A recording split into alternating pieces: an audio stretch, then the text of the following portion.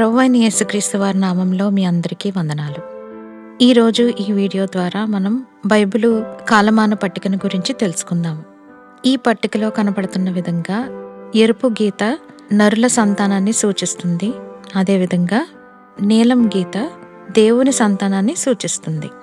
క్రీస్తు జననము నుండి నేటి వరకు 2024వ సంవత్సరంలో మనం ఉన్నాము. అనగా క్రీస్తు శకం 2024.